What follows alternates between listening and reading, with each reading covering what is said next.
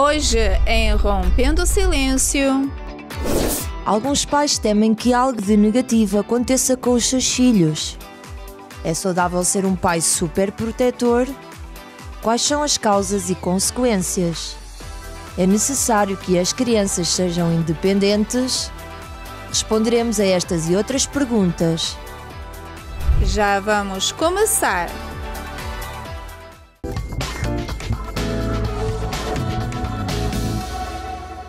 Boa tarde, sejam todos muito bem-vindos a mais um episódio do Rompendo o Silêncio, onde separamos temas do dia a dia, que ajuda no nosso dia a dia, que ajuda na relação com os amigos, que ajuda na superação das frustrações, da saúde. E hoje não será diferente. Hoje falaremos sobre a superproteção dos pais para com seus filhos. Não de uma maneira errada, mas o que acontece muitas vezes é que os pais, por quererem tanto proteger os seus filhos, acabam aí tomando decisões que, quando aquela criança crescer, não lhe fará muito bem. Exatamente, né? A fã de querer proteger, de querer livrar dos problemas que vai ter que passar, porque é normal, né? Todo ser humano passa por problemas, acaba fechando muito ali o seu filho em um ciclo e não deixando ele sair do casulo, né? Como foi dito. E assim, a gente vai trazer pessoas aqui também que vai poder passar informações, dar dicas pra gente, e espero que vocês fiquem ligados e estejam conosco para aprender, né? E tá muito bacana o programa hoje e é isso, né? Sim, é isso. Fiquem aí conectadas com a gente, conectados, participa, manda sua mensagem de texto. Se você tem dúvida, manda sua dúvida também. E especialistas no assunto irão tratar desse tema com a gente para lhe ajudar. Iremos para a primeira matéria sobre o tema e já voltamos. A ideia de ser pai helicóptero descreve um estilo parental no qual os pais se comportam de forma superprotetora e excessivamente controladora em relação aos seus filhos. Um pai helicóptero seria aquele que está constantemente a cuidar do filho, temendo pela sua segurança.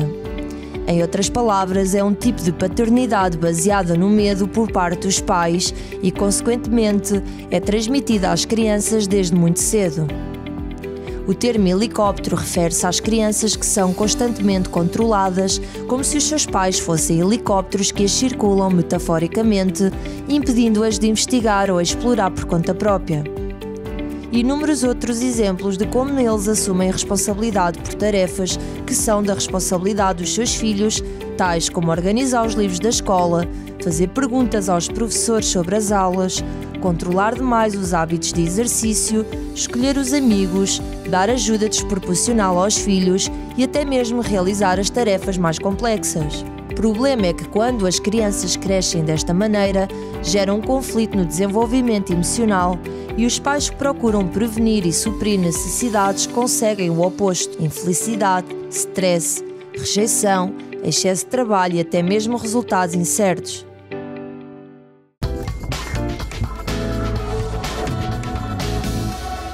Sim, e aqui hoje, para esclarecer as nossas dúvidas, direto do Brasil, temos a Jéssica, que é terapeuta infantil. Boa tarde, Jéssica, tudo bem? Tudo bem, e vocês? Gratidão pela oportunidade de estarmos aqui, pela oportunidade de refletirmos juntos. Sim, falaremos sobre esse tema e a minha amiga Cíntia já tem a primeira pergunta para fazer para você. Olá, Jéssica, seja bem-vinda. E gostaria que você explicasse um pouquinho para a gente o que é hiperpaternidade. A hiperpaternidade é um termo utilizado para que possamos nomear os pais que superprotegem os seus filhos, em um excesso que não permite a autonomia, o desenvolvimento natural dos seus filhos. A criança, ela precisa de estímulo, ela precisa da confiança dos pais para também desenvolver a própria confiança. A hiperpaternidade é uma nomenclatura que a gente entende por uma proteção excessiva, que não é virtuosa, não é saudável, acaba por prejudicar, barrar, de fato, todo o potencial que esse ser humano, esse coração pequenino ou juvenil tem e pode florescer, mas precisa do estímulo também do ambiente psíquico, físico, social, né? Sim. E Jéssica, que tipos de pais existem de acordo com as categorias?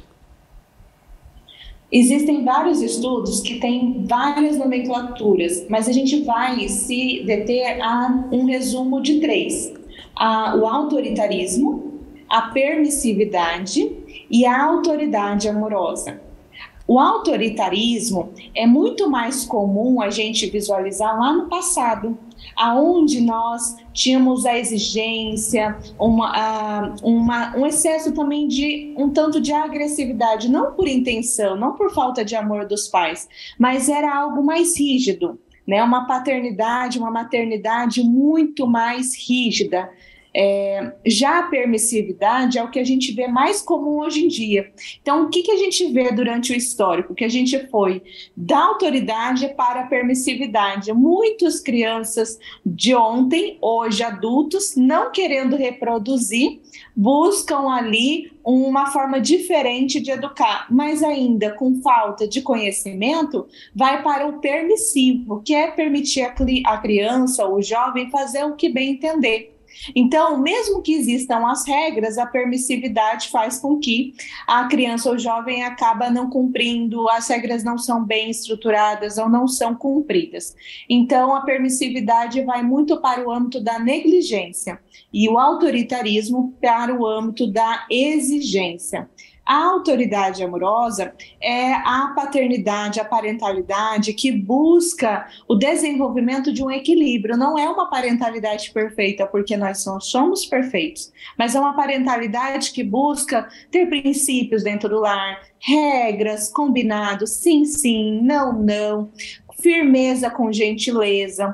Então, existe uma autoridade que Maria Montessori, educadora e psiquiatra, há muitos anos atrás já dizia que o adulto, a criança confia no adulto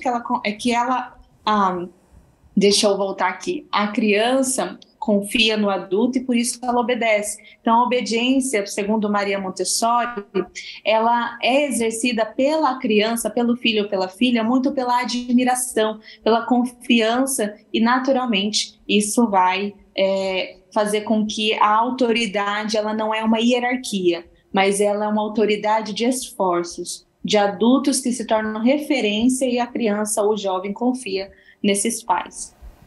E Jéssica, eu tenho uma pergunta. A hiperpaternidade que você explicou aqui, o que seria, né? Ela pode se estender até uma vida adulta? Sim, existem muitos adultos, inclusive hoje, mas, segundo os estudos, que continuam na casa dos seus pais totalmente dependentes. Por quê? Porque não foi permitido o espaço para a autonomia, para a independência. Então, são adultos que dependem muito, não só da opinião dos seus pais, mas de todos os adultos. Tem medo de tomar decisões. Então, fica num casulo, ele não voa, ele não floresce. E isso é muito de uma presença emocional, psíquica muito intensa, principalmente dos pais, sobre os seus filhos. Então, toda fase, se a gente não sair do casulo, se a gente não se permitir desenvolver independência, os pais é possível ter essa influência emocional perante os seus filhos. E às vezes causa até outros problemas, né? Porque o pai, ele tem essa hiperproteção com os filhos e daí o filho cresce e eles às vezes querem que saia de casa, que resolva a sua vida, mas por conta ainda estar ali nesse casulo, como você falou, fica parado, né? No tempo. Então, existem pais que vão muito pela exigência, pais que vão muito para a negligência e pais que hoje permitem estudar para ser pai e mãe, e sim, isso é muito importante, e isso faz com que eles busquem o que nossa abordagem na infância consciente nós trabalhamos, uma parentalidade virtuosa. Então, são pais que são imperfeitos, mostram para os seus filhos que são imperfeitos, mas têm uma autoridade dos esforços em se aperfeiçoar, dos esforços de desenvolver as habilidades virtuosas. Então, essa figura paterna, materna, é essencial na vida, principalmente das novas gerações. Principalmente, a gente fala também da exigência como processo de mascaramento, um verniz social. Isso faz com que a gente reprima as nossas emoções. Isso não educa, isso não faz com que a gente desenvolva habilidades de fato. Então, muitas vezes, a criança reprimida no hoje vai se tornar no amanhã o adulto que não sabe lidar bem com as próprias emoções, não sabe se regular, porque ele mascarou, ele reprimiu para ser aceito, para ser amado. Então, temos a paternidade do autoritarismo, que é a exigência, a paternidade, maternidade da permissividade e o caminho do meio, que a gente diria, segundo Michaela Owen, suíça, que criou a parentalidade consciente, de uma forma que a gente pode colocar num gráfico rapidinho, e é interessante, ela coloca a permissividade como um processo onde a criança está no círculo da família, ou seja, ela é o centro das atenções. Então, existe uma superproteção e tudo é voltado para a criança ou o jovem. Já tem a criança fora do círculo, tem um círculo familiar e a criança está fora, ou seja, o autoritarismo. A criança não tem voz, o jovem não tem voz, os filhos não têm voz. Então, ela está fora. E existe a criança que está entre o círculo, ou seja, ela está pertencente junto do sistema familiar. Ela não está fora, ela não está no centro, as necessidades de todos os membros da família são respeitadas. E por isso, a paternidade e a maternidade, ela é uma busca de desenvolver virtudes, é uma busca de evoluir em conjunto, em família, com os pais tendo uma autoridade sim, porque existe um dever consciencial dos pais guiar o bom, facilitar o bom desenvolvimento dos seus filhos. Mais uma perguntinha, Jéssica. Por que temos que equilibrar a nossa proteção como pais? Nós costumamos dizer que nós não temos, mas somos convidados a. O ter vem muito de uma nomenclatura de obrigação.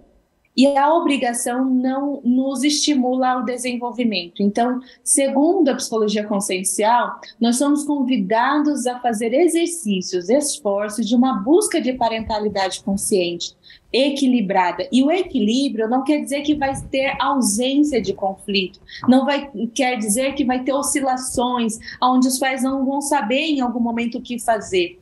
Né? Então, a parentalidade consciente, a parentalidade que busca o equilíbrio, é a parentalidade dos esforços. E um resumo, numa analogia bem fácil de se explicar isso, eu costumo até dizer para as crianças aqui, quando a gente costuma dizer sobre o equilíbrio. O que é o equilíbrio? Se a gente colocar uma areia, um tanto de areia na nossa mão, e a gente tentar apertar, porque a gente não quer que essa areia escape da nossa mão. Isso é a parentalidade super protetiva, não permite, eu quero controlar, eu tenho uma ilusão de controle. Só que nós não temos controle sobre nada. Então eu aperto essa areia, o que acontece com essa areia? Essa areia vai saindo, porque eu estou tentando controlar um incontrolável. Agora, se eu coloco o mesmo tanto de areia na minha mão e faço esforços de equilibrar esse tanto, essa areia vai ficar. Porque eu estou fazendo esforços através de movimentos, atenção, concentração, e essa areia vai estar no domínio possível dentro desse espaço aqui que eu coloquei. Então, analogicamente, o controle é o apertar. O equilíbrio é o fazer esforços, o movimento de se esforçar. Isso quer dizer que nós não seremos perfeitos nos esforços, mas prosseguiremos perseverantes, com esforços continuados, pacientes, buscando o melhor que podemos no aqui e no agora. E principalmente buscando estudar para ser pai e mãe. E Jéssica, por que os pais querem remover todos os obstáculos para que seus filhos não possam passar por isso? Seria algo que os próprios pais carregam com eles, algo de infância também? Com toda certeza. O que a gente vive na infância não fica na infância, como a gente costuma dizer.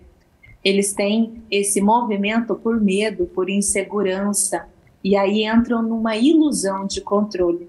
E o ciclo vicioso de conflitos aumenta e prossegue por gerações. Então, o convite que a gente faz a esses pais é que acolham a insegurança, acolham a vulnerabilidade, busque sim o monitoramento do que os seus filhos estão fazendo. Hoje a era da internet não é uma era fácil de educar. Não podemos dizer que é fácil, é muito desafiador. Esses tempos atrás houve um jovem que acabou, infelizmente falecendo por desafios da internet. Um tempo atrás, há 1 ano e meio atrás, recebi um jovem que a mãe descobriu pela pesquisa na internet como se suicidar sem dor. Nós estamos numa sociedade doente, nós precisamos que os pais sim acompanhem, monitorem o histórico. Isso não é invadir a privacidade, isso é monitorar. O jovem, a criança, não tem maturidade suficiente para absorver tudo o que se é exposto diante da internet. Agora, eu querer controlar, não conversar, não abrir espaços de conversa sobre, olha, eu vi que você está acessando isso, esse desenho, deixa eu ver o que é interessante, o que você gosta. Eu não me interessar, não abrir espaços na família para diálogo. E a orientação, o conduzir, eu vi que esse desenho aqui não está alinhado aos nossos valores, não vai ajudar você a desenvolver bem, eu quero que o seu coraçãozinho seja tão feliz, tão forte. Então vamos buscar outro desenho, outro filme que faça sentido para a nossa família, que nos inspire o melhor que a gente já traz no nosso coração. É preciso a gente dialogar. O autoritarismo fala, não, isso não pode, invade, obriga. O permissivo não monitora nada, não faz nada, simplesmente deixa a criança ou o jovem fazer o que bem entender. A parentalidade equilibrada, a parentalidade virtuosa, ela nos permite cumprir a nossa missão de educar a criança e o jovem, guiar para o melhor. A gente vai assistir uma matéria e já voltamos. Por alguma razão, os pais, ou a grande maioria deles, precisam de ter controle sobre as ações e até mesmo sobre o pensamento dos seus filhos. É quase como se a paternidade trouxesse consigo a condição de querer fazer, conhecer e observar tudo. Um estudo com 422 crianças nos Estados Unidos durante 8 anos, cujos resultados foram publicados na revista especializada Development Psychology, revelou que pode ser importante para as crianças na primeira infância tentar coisas novas e resolver problemas sozinhas, sem que os pais interfiram para dizer-lhes o que devem de fazer. De acordo com os autores do estudo, dar-lhes tempo para raciocinar por conta própria pode incentivar o desenvolvimento de habilidades necessárias para o controle das emoções e dos impulsos. Mas isto não é o que muitas vezes acontece na prática com pais que resolvem tudo pelos seus filhos. Há uma maior dependência de adolescentes e adultos jovens que levam cada vez mais tempo para adquirir responsabilidades e maturidade emocional. Os pais devem de ser guias e protetores dos seus filhos, mas sempre com o objetivo de que se tornem adultos responsáveis, independentes e felizes. Se a proteção impede que as crianças cresçam, se os pais são inconsistentes ao pedir-lhes que sejam maduros quando fazem tudo por eles, então eles estão a dar o exemplo errado. Alguns pais superprotetores, também chamados pais limpa-neves, pais helicópteros ou pais ursos, têm a crença de que estão a evitar algo quando na verdade acabam por criar o oposto. E o que eles criam é uma pessoa que começa a se tornar mais introvertida e se torna mais insegura e temerosa do desconhecido. Os pais devem permitir que as crianças se levantem depois de uma queda. Deixe-os lutar para alcançar os brinquedos de difícil acesso. Deixe-os fazer mais e mais coisas por si mesmos. Eles esqueceram-se do almoço ou do dever de casa, não os leve para a escola ou eles vão continuar a esquecer tudo. Ensine como administrar e se organizar desde tenra idade. As crianças precisam mais do que nunca da orientação dos pais. Ajude-os a decidir o que fazer e a orientá-los durante o processo, mas não faça as coisas que eles precisam de fazer por eles mesmos.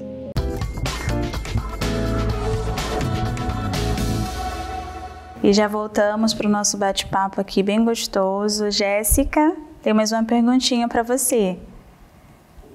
Sim. Ok. Qual a melhor maneira de criar os nossos filhos? Fazendo esforços de desenvolver as virtudes.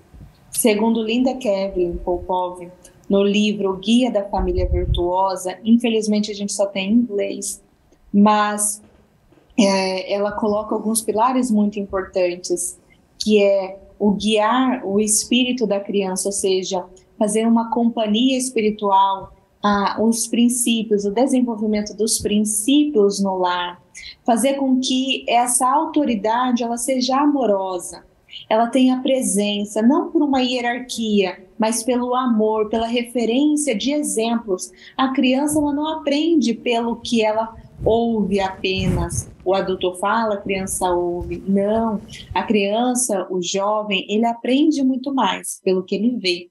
Então, aí os pais muitas vezes falam assim, nossa, eu devo ser perfeito. Não, você deve ser um aprendiz da vida. Mostrar para seu filho ou a sua filha que você é um aprendiz e está buscando fazer os esforços. E por isso, com o que você sabe, com a maturidade que você tem e com a responsabilidade que você tem, você deve guiar a mente, o corpo e o espírito do seu filho ou da sua filha. Ou seja, desenvolvimento integral.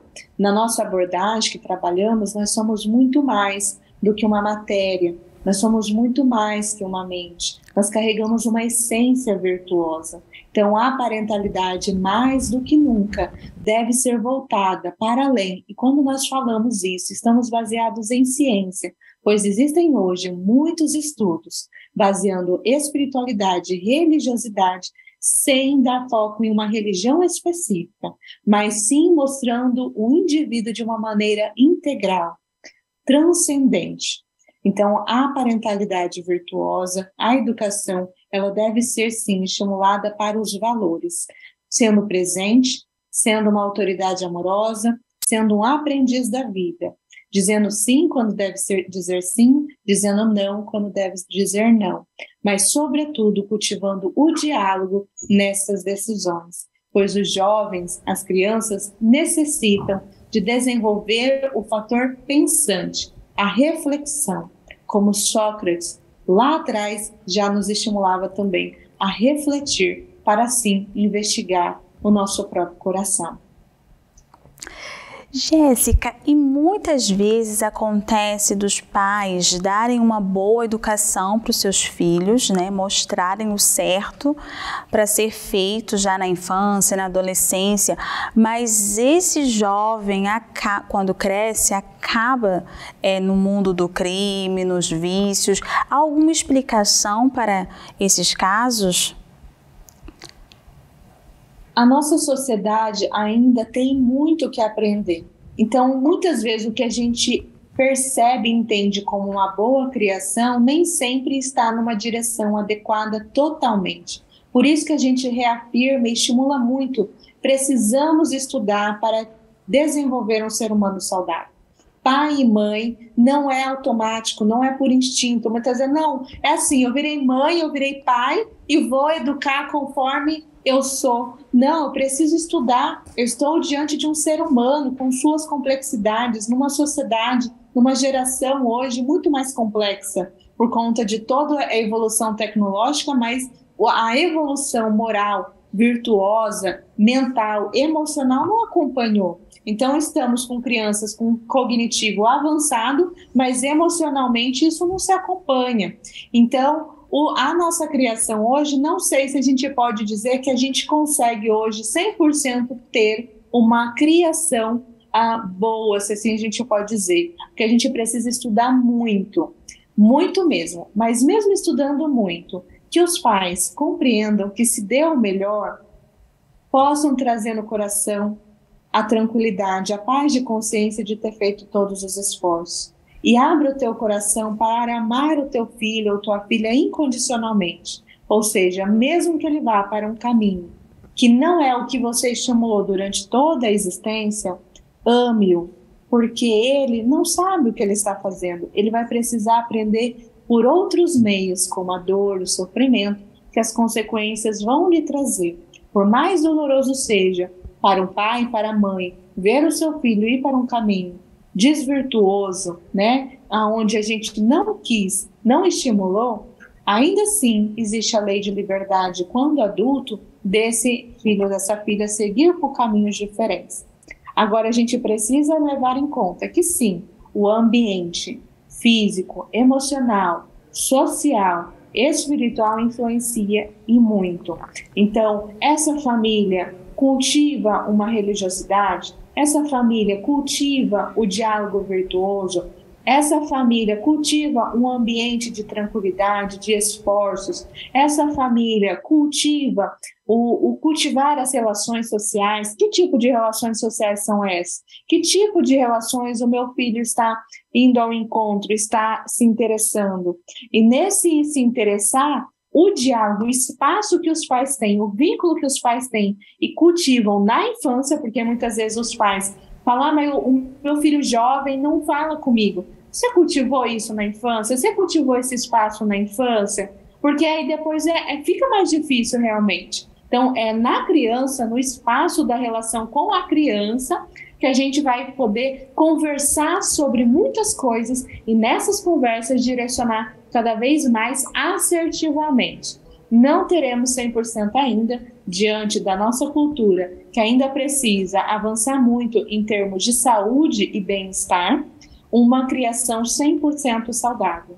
Então, muitas vezes a gente tem uma intenção, para finalizar nossa fala, a gente tem uma intenção, mas a direção está inadequada. E esse direcionamento a gente vai melhorando conforme a gente vai aprendendo, melhorando a nossa direção. Porque senão a gente vai querer ir para uma cidade e pega o ticket para ir para outra. E aí a consequência vem realmente diferente do que a gente imaginava. Porque a gente deu tudo, a nossa intenção foi as melhores, mas talvez o direcionamento não foi 100% assertivo para o meu filho e minha filha. Porque o ser humano é singular, não existe uma receita de bolo. Eu vi que você explanou um pouquinho aí sobre a criação, a cultura, e você acredita que a criação dos filhos depende da cultura dos pais? Com toda certeza. Cultura dos pais, cultura do ambiente. É muito interessante que a gente atende online também as nossas crianças na infância consciente e os nossos jovens. E nós temos clientes dos Estados Unidos, do Canadá, da Holanda, temos em vários, não só aqui no Brasil.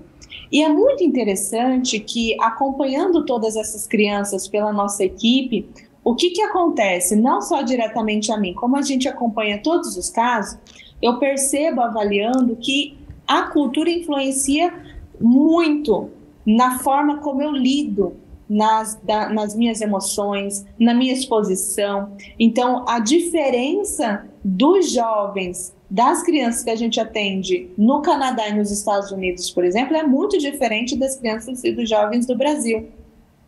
Isso não quer dizer que um é pior do que o outro. Isso quer dizer que são necessidades de trabalho diferentes. Enquanto a criança dos Estados Unidos, do Canadá, tem uma cultura diferente, mas ao mesmo tempo reprime mais as próprias emoções por um verniz muito intenso social, então ela tem muita dificuldade de se colocar. A criança ou jovem do Brasil, ela fala, ela expande, mas também vai para um outro oposto que não sabe se regular. Ou seja, a gente tem dois opostos que precisam ser trabalhados, porque as nossas culturas ainda não são totalmente voltadas à saúde, elas são voltadas à doença, infelizmente. Tá muito bacana o nosso bate-papo, mas Jéssica, você poderia dar uma dica aí para os pais como manter com seus filhos uma educação saudável? Se eu pudesse finalizar a fala com alguma reflexão, eu convido aos pais a fazerem esforços de se sentirem aprendizes da vida. Existem muita exigência, obrigação, culpa na parentalidade. E isso não dá mais qualidade na educação. Isso mina as suas energias, mina as suas forças. Ame-se, pai, mãe, acolha-se diante das suas fragilidades, mas, sobretudo, não entra no comodismo de não fazer nada. Estude, vá ao encontro de conteúdos, vá ao encontro de profissionais, vá ao encontro de uma rede de apoio que te auxilie no bom desenvolvimento da tua família, do teu sistema familiar. Nós não devemos achar que devemos dar conta de tudo, saber tudo. Não, é possível contar com profissionais, com ajuda, com conteúdos, com leituras edificantes. Invista na tua família, invista no seu coração. Tire tempo também para você. Um adulto que não sabe se cuidar vai muito provavelmente não saber cuidar de forma mais assertiva os seus filhos, porque também está minando, está se sobrecarregando a tal ponto que não há espaço, a energia de qualidade para, de fato, educar os próprios filhos de uma maneira que nem entre para a superproteção e nem entre para a negligência total, mas sim para um movimento de equilíbrio, de presença no direcionamento de a família evoluir e aprender juntos. Muito obrigada, Jéssica. Foi um prazer tê-la aqui conosco. Foi muito proveitoso, né? Excelentes informações e dicas. Muito obrigada pela sua participação, Jéssica. Tenha um bom dia. A gente agradece a oportunidade também desse programa, Rompendo o Silêncio, a oportunidade de levarmos e sermos úteis. Gratidão e gratidão pelo aprendizado também conjunto com vocês e com todos os profissionais presentes aqui também. Muito obrigada. Tchau, tchau. Até uma próxima. Vamos assistir a uma matéria e já voltamos com a outra convidada. Pais superprotetores que falam pelos filhos sem lhes dar a oportunidade de escolher, de resolver todos os seus problemas sem lhes dar a oportunidade de aprenderem com eles, quem não estabelece regras de comportamento e quem não oferece consequências para certos comportamentos a fim de os impedir de sofrer, pode prejudicar a sua autoestima e a relação familiar. Mas quais são os perigos da superproteção? Número 1. A impossibilidade de desenvolver as suas capacidades. Com a superproteção, estamos a impedir o desenvolvimento de competências muito importantes, como a resolução de problemas, gerando alternativas, empatia e autonomia, entre outras. A primeira fonte de aprendizagem significativa é através da experiência direta. E para que isto aconteça, as experiências diretas devem ter lugar. A criança que não cai no recreio não compreende que deve ter cuidado se não quiser magoar-se. A criança que não precisa de pedir água porque está sempre disponível não aprenderá a verbalizar as suas necessidades. A criança a quem não são atribuídas responsabilidades pequenas e adaptadas à idade não aprenderá a tomar conta de assuntos importantes. Número 2. A insegurança.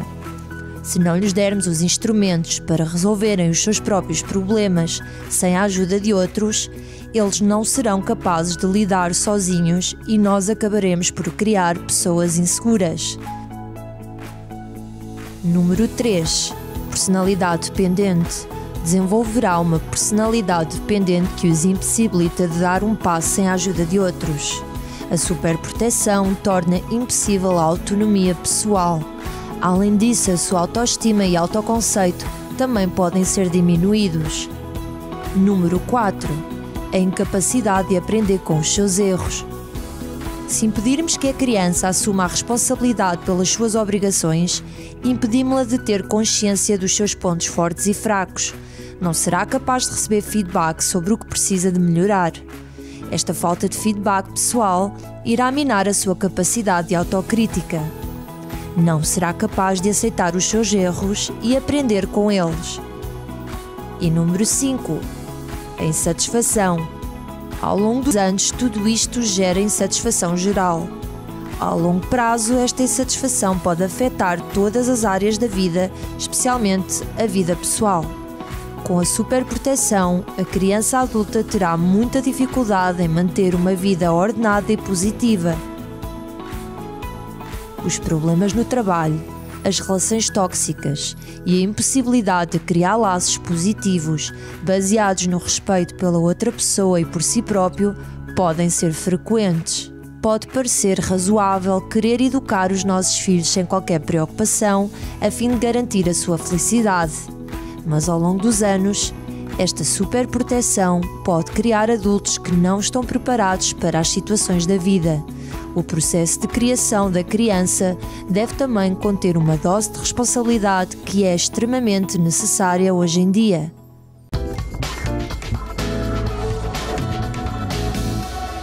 E também aqui hoje com a gente temos a senhora Marta, lá de Nevada, Estados Unidos. Nevada, Estados Unidos, que irá também responder as nossas perguntas. Boa tarde, senhora Marta.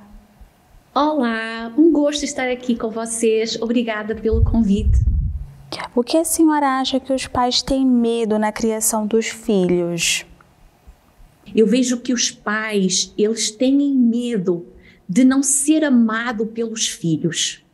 Nós vemos que os pais querem dar muito, pensam que dar a roupa, o alimento, trabalham muito os pais para poder dar para os filhos e pensam que talvez o dar o material é o suficiente, que vai mostrar o amor que eles têm através de dar coisas materiais. Então nós vemos que muitos pais têm medo disso, de querem dar e medo de não ser amados, não é? Medos também de ver os filhos a fazer más escolhas, por isso o tema de hoje, não é? Sobre essa sobreproteção.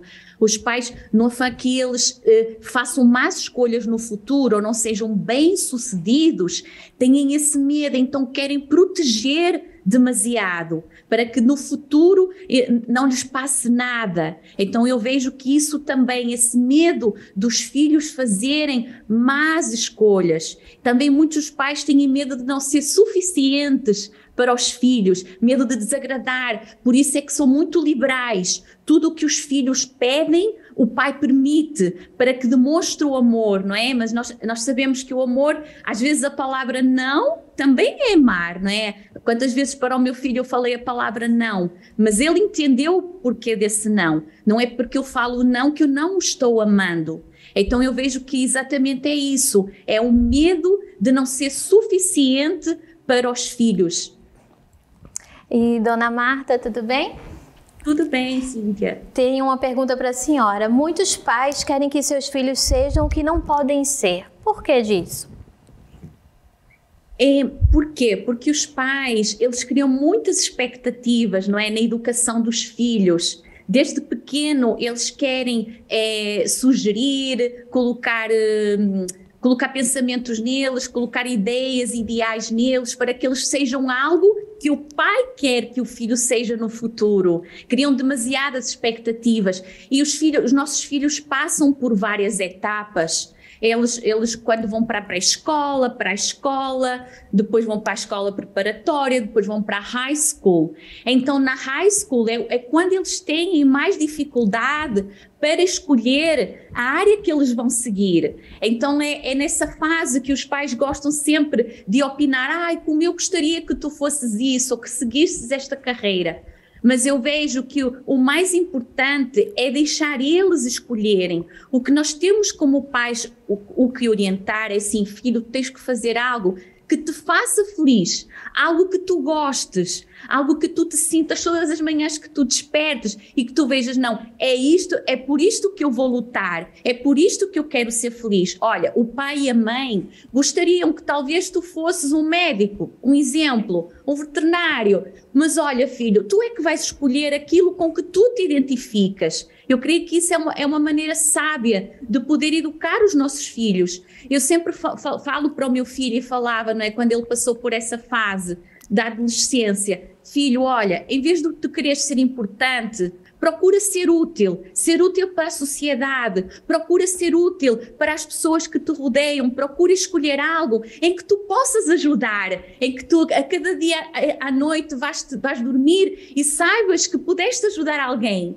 Então sempre eu orientava assim, mas nunca impor algo. Até é pior, eu acho que quando a gente impõe algo aos nossos filhos, acho que até é pior, eles sentem-se forçados com essa pressão. Mas quando a gente deixa eles decidirem e somente a gente aconselha, eu acho que tem mais efeito. Comigo resultou a gente poder colocar, olha, se tu escolhes esta profissão, ela é boa, só que tem estas consequências, vai passar isto. Então é o diálogo, eu creio que o segredo também é o diálogo, colocar para eles os prós e os contras daquilo que eles vão escolher e aí sim deixar eles decidirem o que querem ser na vida. E o que deve fazer, senhora Marta, para os filhos se tornarem boas pessoas, serem responsáveis em todos os aspectos, os pais? Primeiramente, é através do nosso exemplo. Eu acho que tudo começa através de nós, pais, não é? Nós somos a fonte. Fomos nós, não é? Fomos nós que geramos os nossos filhos, fomos nós que decidimos ter filho e nós, mãe, não é? Como a progenitora, tivemos o nosso filho, demos à luz o nosso filho. Então nós temos que ser esse exemplo. Se eu sou uma mãe positiva, eu vou criar um filho positivo, certo? Tudo aquilo que eu sou, eu vou transmitir isso, esse legado para o nosso filho. A minha personalidade vai ser refletida nos meus filhos. Então é assim, primeiramente, sermos exemplo para os nossos filhos, estarmos sempre ali, atentos, sempre orientando, porque o nosso papel de pais é proteger realmente. Quem ama, protege. Até os animais, a gente vê que ainda eles sendo irracionais, eles protegem os seus filhotes. Então assim, o nosso papel é proteger, mas proteger com equilíbrio, mas proteger com sabedoria. Quem ama, protege, quem ama, cuida. Então está sempre ali, podendo ajudar, podendo orientar, está sempre ali sendo uma mãe presente, uma mãe que esteja sempre atenta a cada sinal. Então é isso, estar sempre atento, ser exemplo e estar atenta às necessidades dele, como uma boa conselheira. Se eu sou uma pessoa segura, eu vou transmitir essa segurança para o meu filho. Então tudo nasce em nós, pais. Nós somos essa fonte que vai fazer com que eles possam também fluir a cada dia mais, não é? Poder também dar água para os outros, poder também ser útil para os outros. E o maior exemplo está em casa mesmo, né, dona Marta? Dos filhos a seguir são dos próprios pais. E esses pais que estão agora nos vendo, nos ouvindo, e eles que querem saber, assim, como fazer para que os filhos sejam autossuficientes? Então, autossuficiente, isso é exatamente sempre dar essas palavras positivas, não é?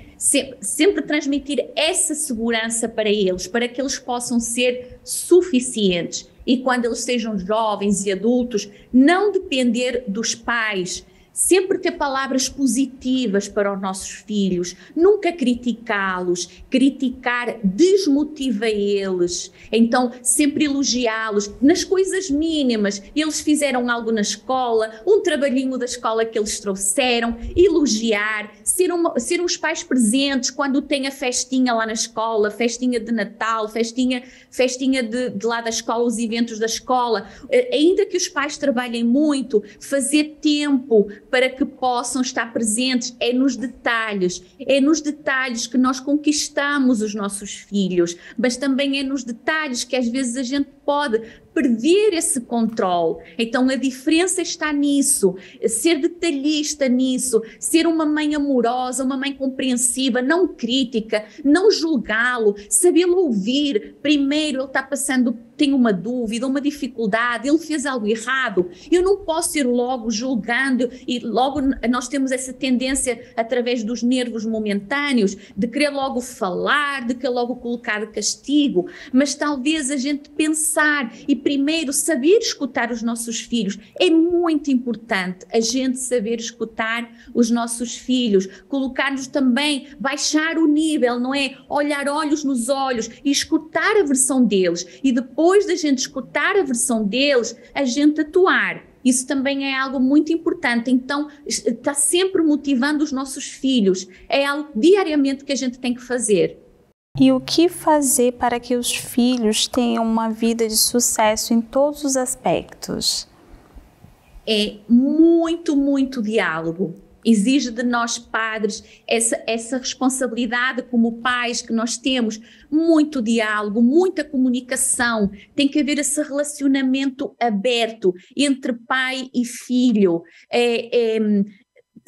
alegrarmos com cada conquista deles, cada conquista que eles tenham, a gente se alegrar, a gente falar, filho, eu estou muito orgulhosa de ti, filho, tu vês como tu és inteligente, tu conseguiste, através da tua personalidade, através do teu esforço, vês, filho, quando a gente quer, a gente consegue, parabéns, felicitá-los, motivá-los, falar para eles que os amamos, é muito importante. Nós outros trabalhamos com a comunidade latina, aqui no estado de Nevada, trabalhamos com mães e nós muitas mães me falam, Marta, eu tenho muita dificuldade em falar para os meus filhos que los quero, que os amo, porque eu não recebi essa educação. Os meus pais foram muito exigentes comigo, mas mãe, é muito importante o seu filho saber todos os dias que ele é amado por você, porque quando ele vai para a escola, eles passam muitas lutas, muitos desafios.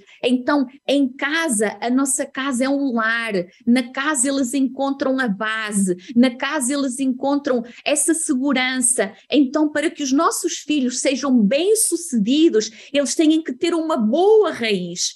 E, dona Marta, a gente sabe, né, que o mundo hoje em dia mudou bastante, então há uma boa intenção dos pais ter essa super proteção. E o que a senhora diria para eles? Deixaria alguma recomendação para esses pais que estão neste caminho? Sim, exatamente.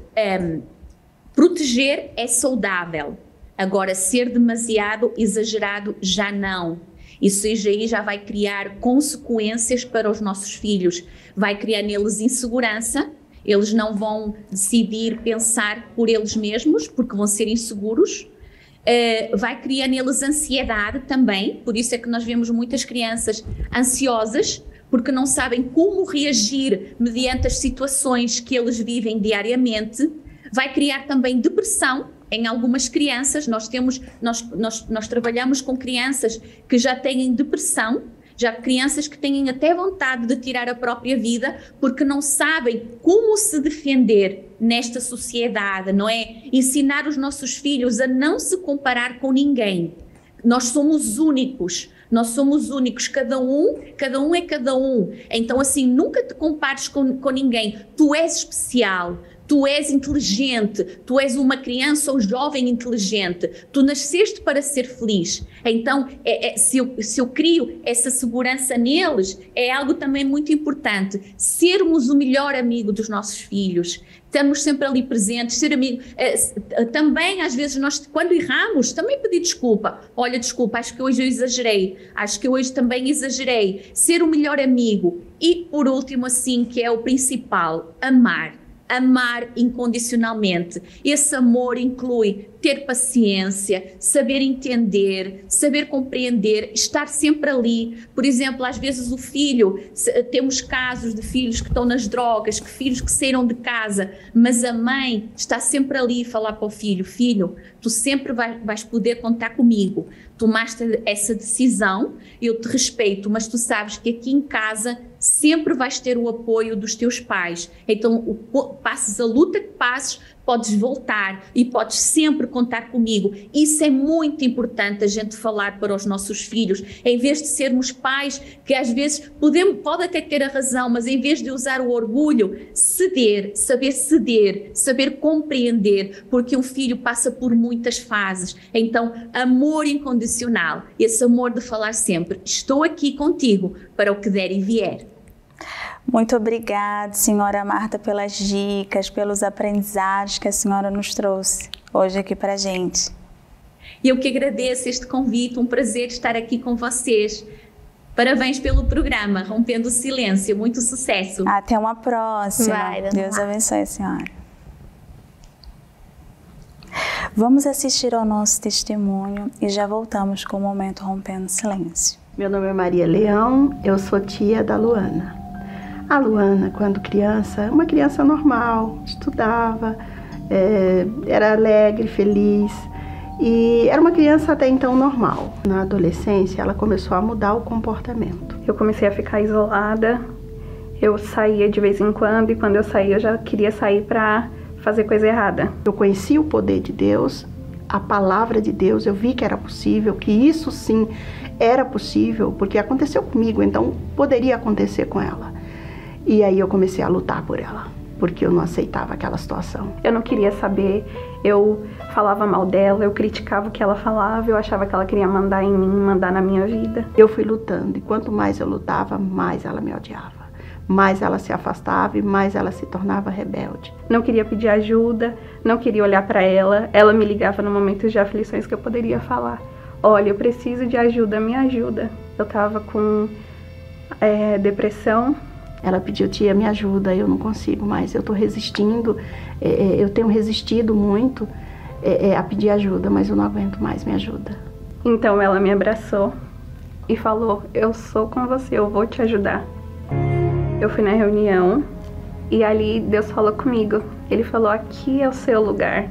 E aí eu entendi que era ali que eu ia resolver, que era de Deus que vinha o meu socorro. A gente começou a fazer propósitos junto, então eu vi que ela já estava mudando. Eu conquistei muita coisa na minha vida depois que eu fui transformada. Eu conquistei um bom emprego, comprei um apartamento, mas nada se compara ao Espírito Santo. Se eu tivesse tudo que eu conquistei e não tivesse ele, eu não tinha nada. A vida dela mudou totalmente. Eu agradeço também a minha tia, porque essa foi a minha porta de entrada no céu. Eu agradeço a Deus pela misericórdia dele, eu agradeço por ele ter me feito filha dele, através do Espírito Santo. Lindíssima história que acabamos de ver agora aqui no nosso testemunho. 2 cenários diferentes. A tia lutando pela sobrinha e a sobrinha, por sua vez, não entendendo da maneira que a tia estava lutando por ela. Obviamente que, nesse caso, a tia estava lutando com Deus para mudar a vida que a sobrinha dela estava vivendo. E é isso que acontece hoje, não é, Cíntia? Os pais tentam, por sua vez, de várias maneiras, fazer o filho entender tudo que ele mesmo já viveu. O filho acabou de nascer, está ali na infância, na adolescência, e o pai já quer que ele entenda tudo que ele mesmo já viveu. E muitas vezes não dá certo, não é isso que acontece, não muda as decisões que o seu filho vai tomar, por sua vez.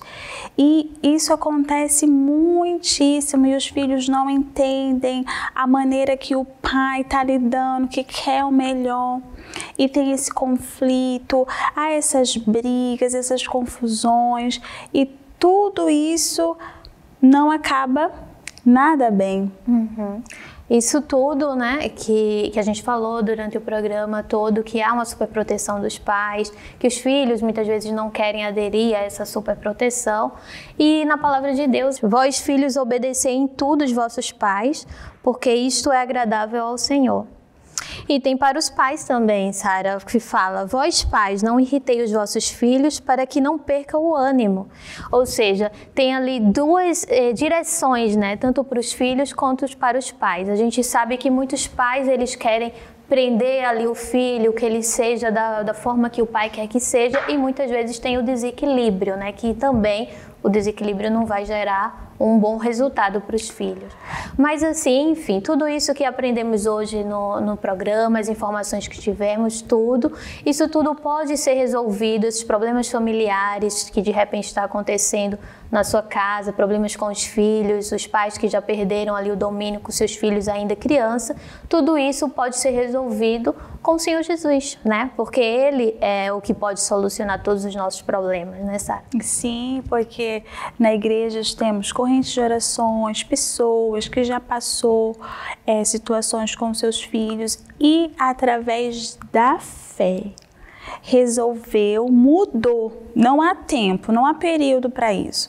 Talvez o seu filho esteja ainda pequeno, talvez o seu filho já esteja jovem, talvez o seu filho cresceu, já é um adulto, já tem até sua própria família. Mas ainda você vê ali, você gostaria que ele mudasse, você ainda não tem uma boa relação com seu filho por coisas que aconteceram lá atrás, no passado. Hoje, com a ajuda que você pode receber aqui na igreja, isso pode mudar. O Senhor Jesus, Ele capacita a qualquer ser humano no que ele precisa, no que a pessoa precisa. Não temos classe, teorias, muita coisa. É através da fé. Através da fé você pode ver mudanças em você e também você irá ver mudanças na sua família. E vamos fazer a nossa oração do dia? Vamos fazer a nossa oração do dia e falar com Deus. Convido vocês a fechar os olhos e vamos orar conosco. Disse Jesus: tudo o que pedirdes em oração, crendo, recebereis. Oremos. Senhor Jesus, aqui, meu Pai, estamos unidas, Senhor, em uma só fé, para interceder, meu Deus, por essas pessoas, Senhor, que estiveram conosco nesta programação, meu Pai, que ouviram, meu Deus, todas essas informações, mas sabemos, Senhor, que são informações, só informações, mas sabemos que o principal de tudo é o Senhor, meu Deus, porque uma família sem a base no Senhor Jesus, sem ter o Senhor ali para conduzir, ela não vai a lugar nenhum, meu Pai. Então eu peço que o Teu Espírito, meu Deus, ele vá ao encontro dessas casas, dessas famílias, meu Pai, desses pais que estão passando por problemas, meu Deus, com seus filhos, que de repente estão em vícios, meu Pai, em drogas, meu Deus, que perderam o controle, meu Deus, o domínio sobre a criação dos seus filhos. Que o Senhor, meu Deus, envie o Teu Espírito, meu Pai, para poder, meu Deus, mudar a situação, para poder transformar, meu Deus, o lar, meu Pai, dessas pessoas, meu Deus. Eu sei também que existem filhos, meu Deus, que estiveram conosco ouvindo tudo isso, Senhor, e que são filhos que estão frustrados porque já tiveram uma infância, meu Deus, conturbada por conta, meu Deus, da falta de sabedoria dos seus pais, meu Deus. Mas eu sei que o Senhor é grande, meu Deus, é misericordioso e que pode mudar, meu Deus, tudo e qualquer situação, desde a infância, desde o passado, meu Pai, que carrega ali junto com essa pessoa. O Senhor pode mudar, o Senhor pode apagar, meu Deus, o passado e fazer com que venha crescer, meu Deus, fazer com que venha desenvolver pessoas novas e diferentes, meu Pai. Então que o Teu Espírito, meu Deus, possa começar a transformar hoje, a partir de agora, meu Deus, e essas pessoas podem ver, meu Deus, que através da fé, meu Deus, a fé que nós temos e a fé que intercedemos aqui ao Senhor para a vida dessas pessoas, algo pode acontecer, pode mudar, meu Deus, e assim elas possam ver a Tua grandeza, meu Pai, se manifesta na vida dessas famílias, meu Deus, desses lares, Senhor Jesus, e dá sabedoria àqueles pais, meu Deus, que estão lutando para que os seus filhos, meu Deus, venham, meu Pai, ser boas pessoas, meu Deus, no futuro. Dá sabedoria, meu Deus, a cada um deles, meu Pai, que o equilíbrio venha existir, meu Pai, nessa educação, meu Deus, dos filhos, Senhor. Eu te entrego tudo em Tuas mãos, meu Deus, tudo, meu Pai. Eu tenho certeza que o Teu poder chegou nessas vidas, meu Pai, que essas pessoas viram, meu Pai, algo diferente acontecer através dessa oração, meu Pai. Te agradeço por tudo, em o nome do Senhor Jesus. Amém. Amém. Muito abençoada essa tarde que passamos juntas. Sim, de muitos aprendizados, né? Que ficou aí marcado, né, na vida de muitos. E queremos deixar o convite, né, Sara? Sim, para que venham participar com a gente nesse domingo aqui da reunião que é realizada pelas manhãs. E especialmente nessa reunião é feita uma oração pela família, por todas as famílias. Se o seu familiar não quiser vir com você, o seu filho não quiser vir com você, não tem problema. Traga a foto dele, porque o pastor na reunião estará separando um momento para fazer a oração pela família. A reunião no português é às 9 horas da manhã, como também temos a reunião em espanhol às 9h30 da manhã e no inglês a especial é às 10 horas da manhã. Se prepare desde já para você vir e com as armas certas lutar pela sua família e começar a ver resultados na sua família. Sim, exatamente. E o nosso endereço, que é o 2420 Dufferin Street. Sim. Aqui estaremos juntas e esperando por vocês. Deus abençoe a todos. Até a próxima.